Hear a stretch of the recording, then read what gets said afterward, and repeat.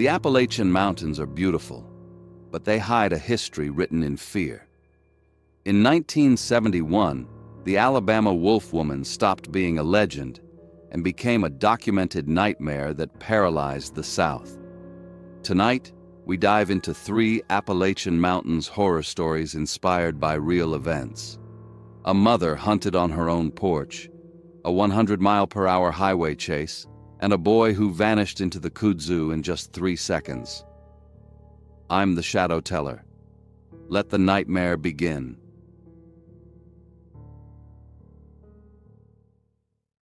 Can a city survive a nightmare it refuses to name? In April 1971, Mobile, Alabama, dismissed the Appalachian wolf woman folklore as mass hysteria. But for Rosanne, the creature wasn't a headline. It was the rhythmic, wet breathing currently vibrating through her back door. "Get off my lawn!" Rosanne shrieked. She stood half out on the front porch, the rotary phone receiver jammed against her sweat-slicked jaw. She stretched the coiled cord through the open doorway, balancing Dr. Evans shouting her upcoming contraction schedule against fiercely guarding her property line. A bicycle tire had just crunched on her gravel. Her unbalanced third trimester belly pressed painfully against her lungs, turning every breath into a gasp. Suddenly, a jagged static flared in her right arm, chronic MS misfires aggravated by the coastal heat. The muscle spasm jerked her hand violently. She dropped the receiver against the door frame just as a sharp wave of vertigo tilted her heavy frame dangerously toward the porch steps. From the pitch-black shadows, her pet macaw ruffled its feathers. "Off my lawn! Off my lawn!" it screamed in a perfect, gravelly imitation. Silence answered from the driveway. Night deepened. Rosanne slammed the dangling receiver onto its cradle and shuffled to the back porch with a fresh dish of cat food. She bent down, her knees popping. The old ceramic bowl wasn't just empty. It was tipped upside down, its thick rim gouged with deep, violent bite marks. But Missy didn't eat like that. A prickle of suspicion tightened Rosanne's chest. At that exact second, static numbness rocketed up her arm, robbing her sensation instantly. "Goodness gracious," she gasped. The fresh bowl slipped from her deadened fingers, shattering into sharp porcelain fragments. Simultaneously, the overhead porch bulb hissed and popped, plunging the deck into absolute darkness. "I hear you, Lord," she sighed, her exhausted body sagging. She turned to retreat, but 2 amber eyes suddenly ignited in the pitch-black woods, 50 yards away. They hovered exactly 4 feet off the ground, locked dead on her swollen abdomen. Bone-tired and aching, Rosanne assumed it was a massive stray dog. She retreated inside and threw the deadbolt, entirely unaware of what was about to step out of the tree line. Scene 3. The Taunt. Morning light revealed a desecrated yard, littered with shredded balls and kites confiscated from neighborhood delinquents. "I've had enough," Rosanne muttered, her joints grinding as she stepped outside. "Had enough!" Her macaw squawked from its cage. "Hush it now, Maxine!" she snapped. Assuming the children had retaliated, she lumbered toward the back fence. She paused beneath the clothesline.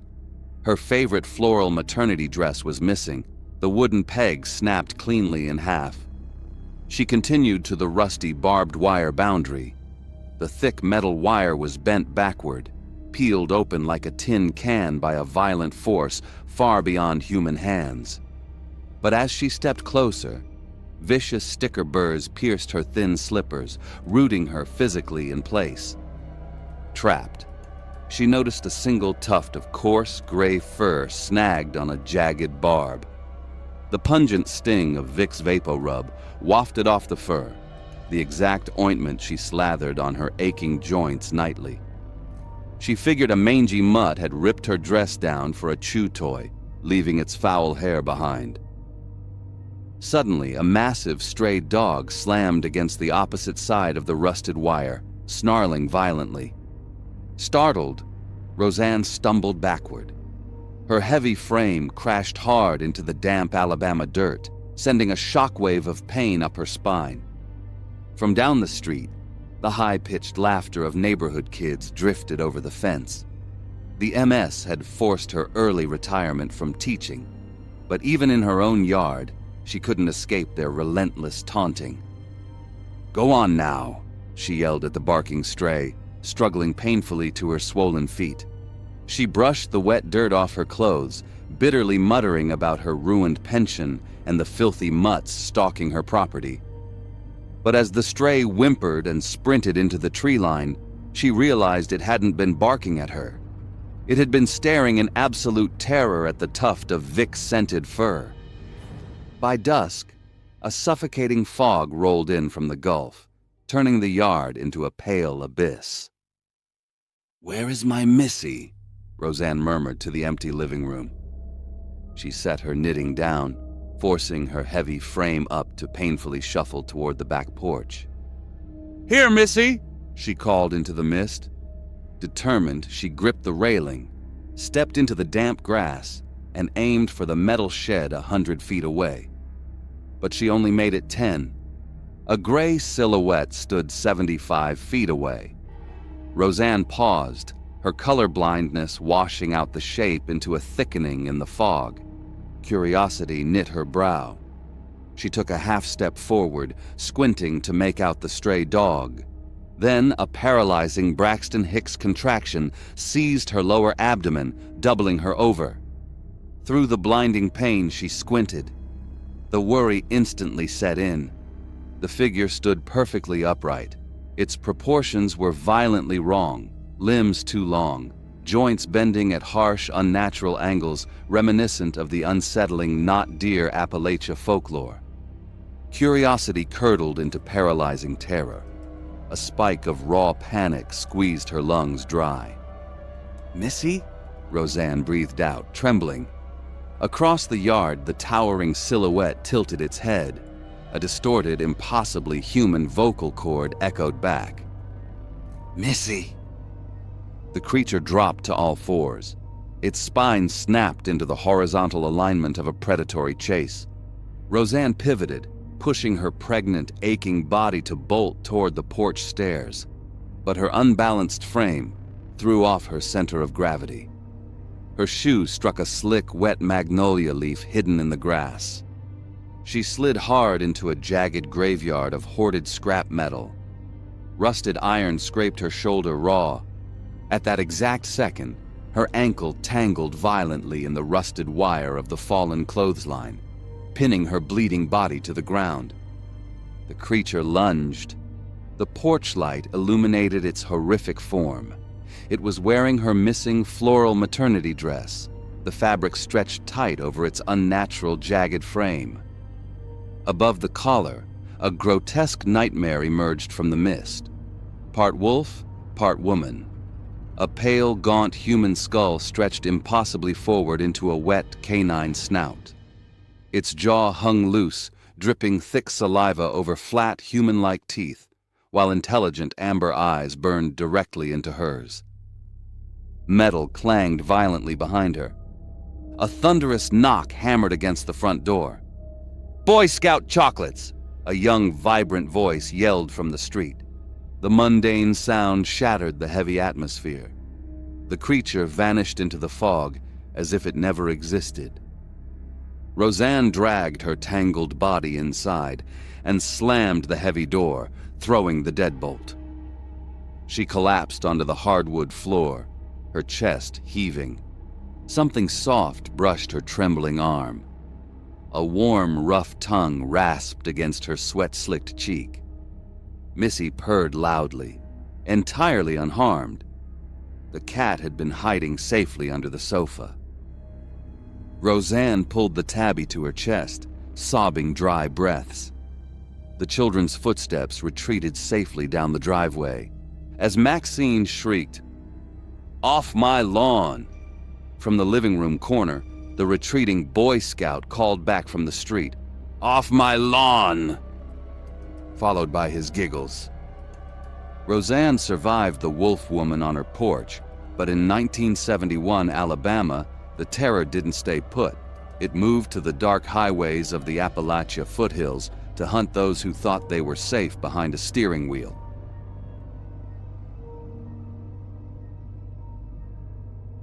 Have you ever driven a dark Alabama back road and sworn you saw a figure darting through the pines? You check your mirrors, tell yourself it's just the sleep deprivation playing tricks on your tired eyes, and keep your foot steady on the gas.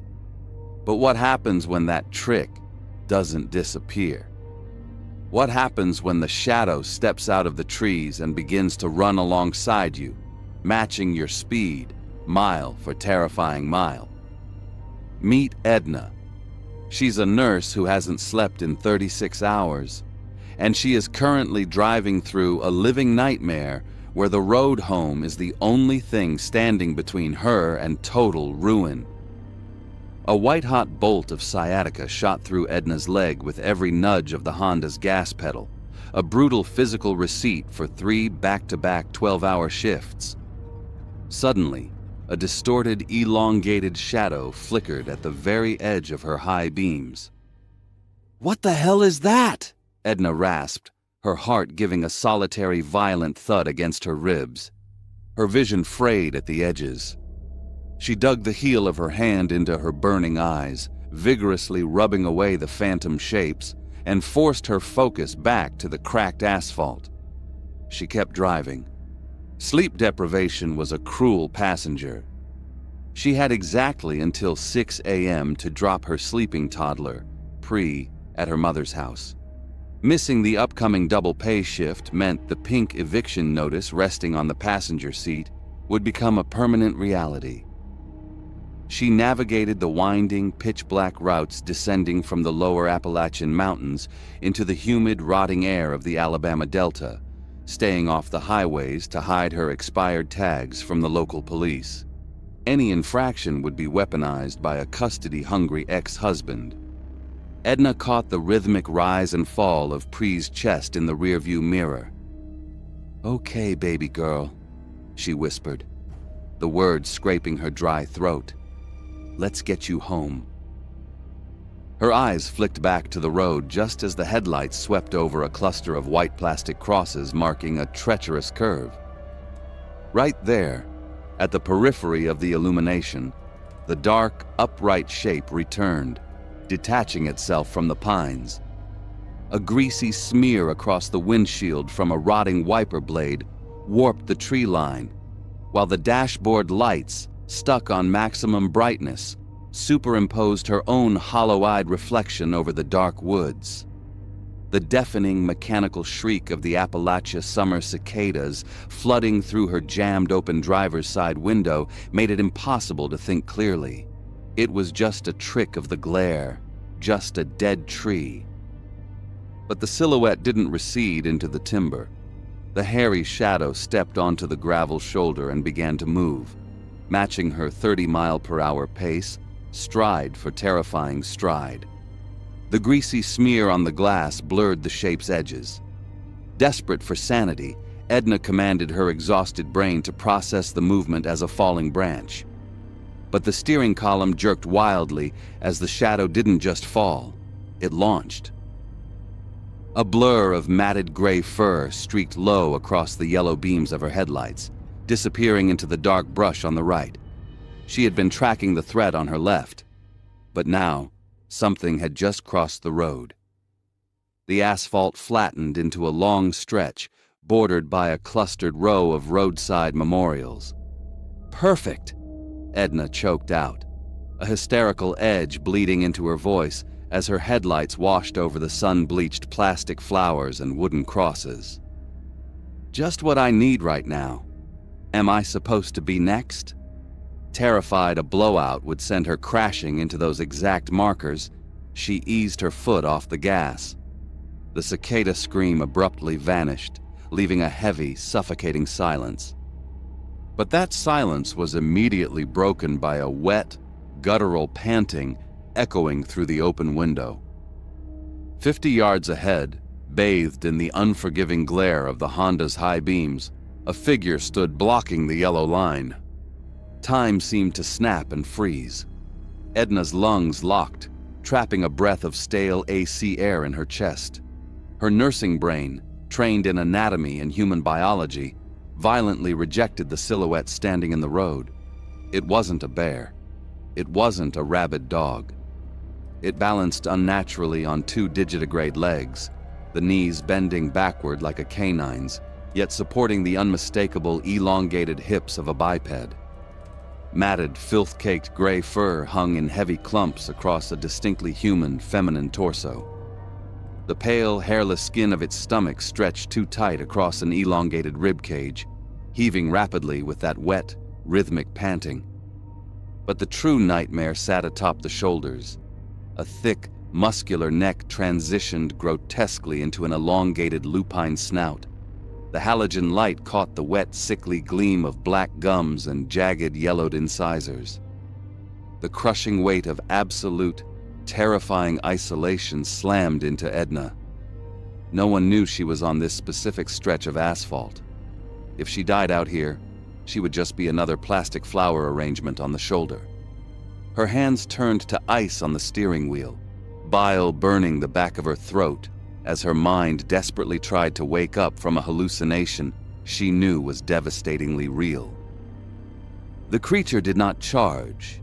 Instead, it slowly bowed its massive, horrifying head toward the cracked asphalt. A tufted ear twitched, swiveling with predatory precision toward the car. It wasn't looking at Edna. It was actively listening to the soft, rhythmic breathing of the toddler sleeping in the back seat. Adrenaline violently overrode the sciatica.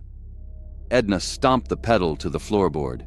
The four-cylinder engine shrieked as the speedometer needle vibrated past 60, but the matted gray shape simply reappeared in her immediate periphery. The beast moved with a fluid, terrifying gait, effortlessly matching the speeding sedan. Through the broken driver's side window, the stifling odor of wet animal hair and sulfur crashed into the car, a physical weight in Edna's lungs.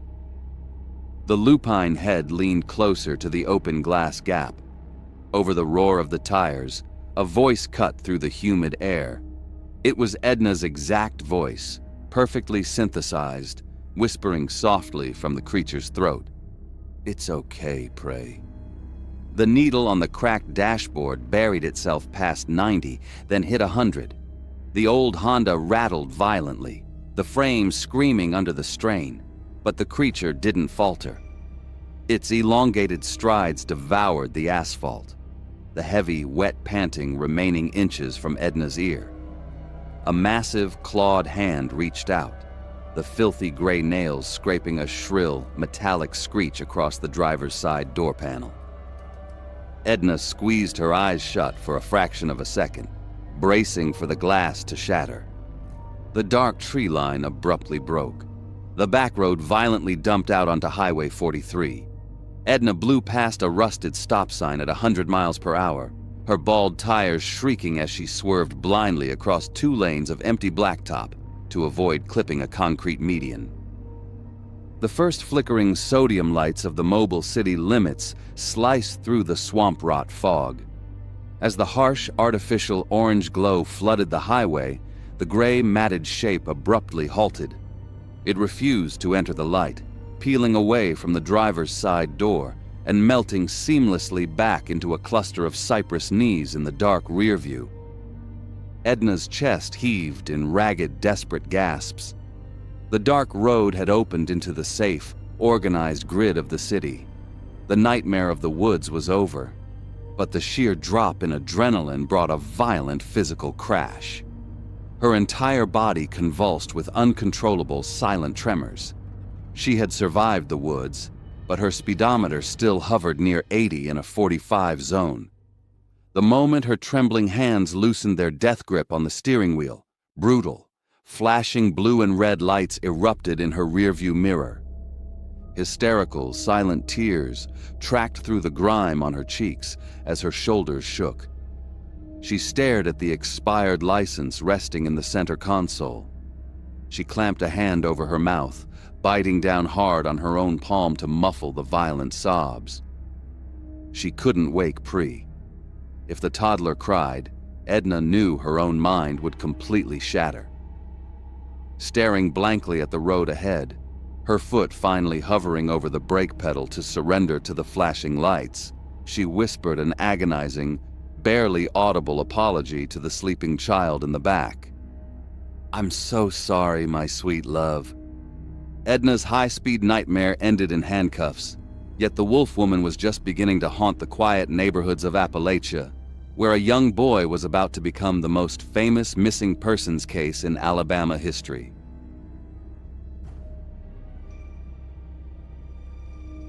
How does a 15-year-old boy with a clicking metal leg brace and chronic asthma vanish from a neighborhood street in the 3 seconds it takes for a witness to turn away?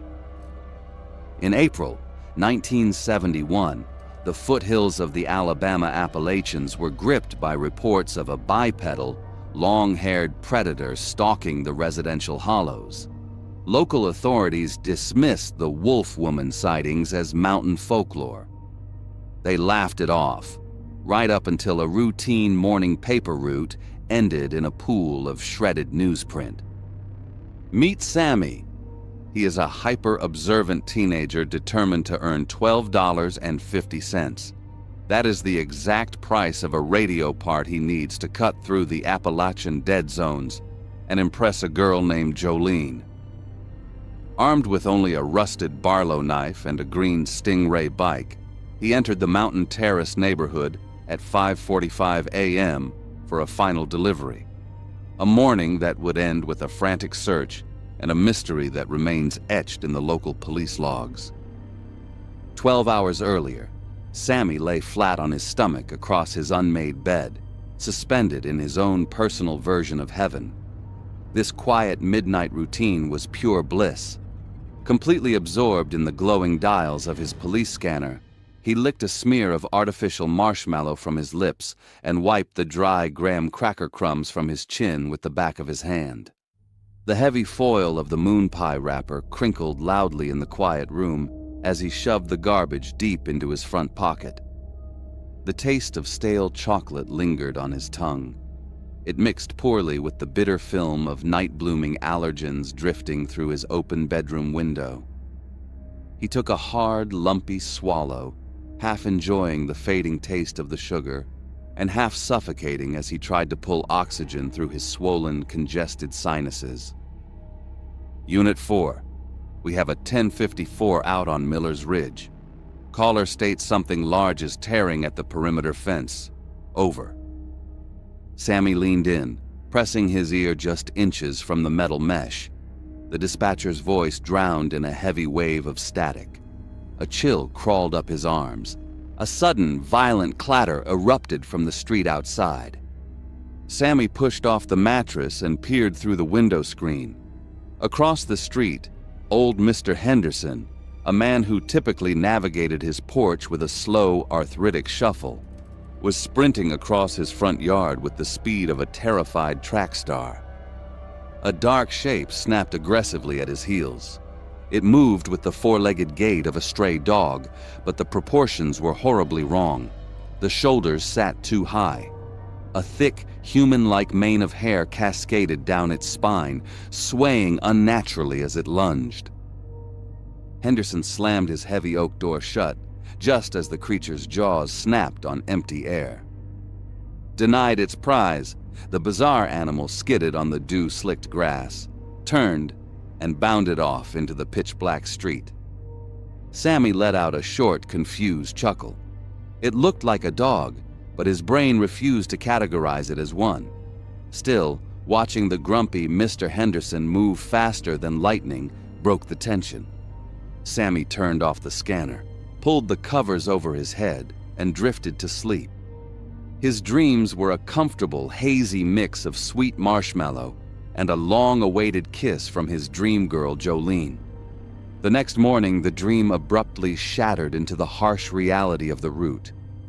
A massive gray blur slammed violently into his back tire. In the split second before he was launched from the seat, Time seemed to stall. Sammy had just been thinking about how the route was almost done.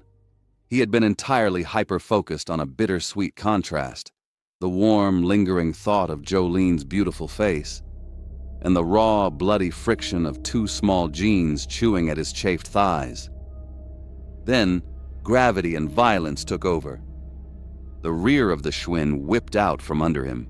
The chrome fender shrieked as heavy teeth tore through the thick rubber, sounding like ripping canvas.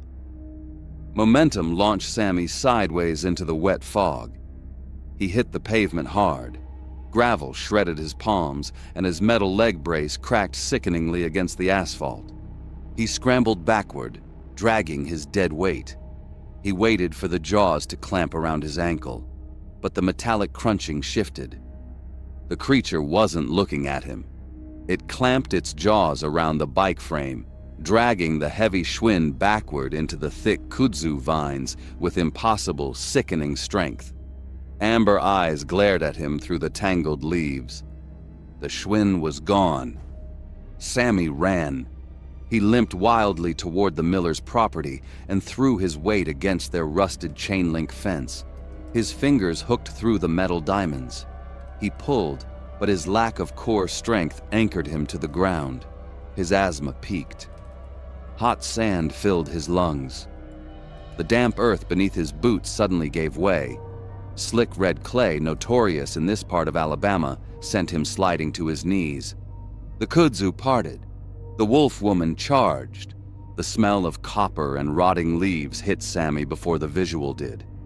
He fumbled frantically for the rusted Barlow knife in his pocket, but his numb, bleeding fingers couldn't grip the metal.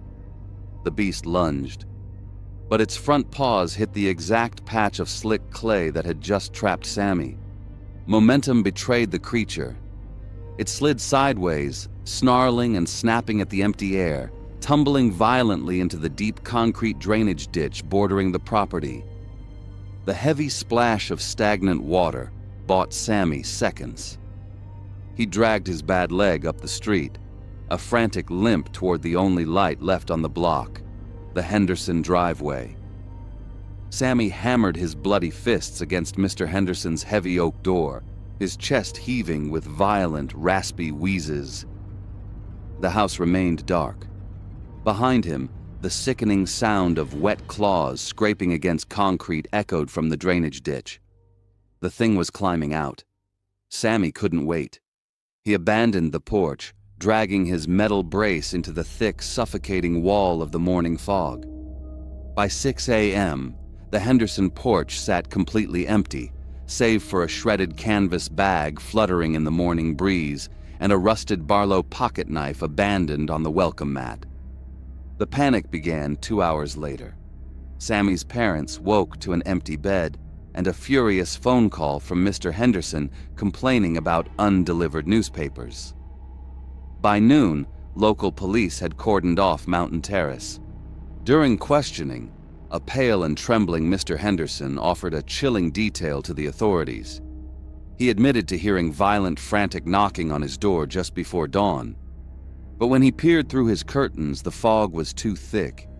He assumed it was a cruel prank. He swore to the police he never saw Sammy. But he did tell them about the massive, mangy, stray dog that had chased him up his own steps the night before. The police scoured the woods for 2 agonizing days with no results. The break in the case didn't come from a search party. It came from an Alabama power utility crew. Dispatched to repair a downed power line still hissing in the wet grass near the Miller property, a lineman traced a secondary dead wire deep into the tree line. The wire led to the rotting husk of an abandoned pump house, entirely swallowed by kudzu. Inside, Sammy sat huddled in the pitch-black crawl space. He stared straight ahead, completely physically unharmed, but refusing to speak a single word. How does a boy vanish in 3 seconds? He doesn't. He runs. But the mystery isn't how Sammy disappeared into the Alabama woods. The mystery is what followed him into that crawl space and why it let him live. Sammy came back from that pump house a changed boy, But the history of the wolf woman across Alabama and the Appalachia woods is far from over. Click here to watch more Appalachian Mountains horror stories. I'm the Shadow Teller. Stay safe in the dark.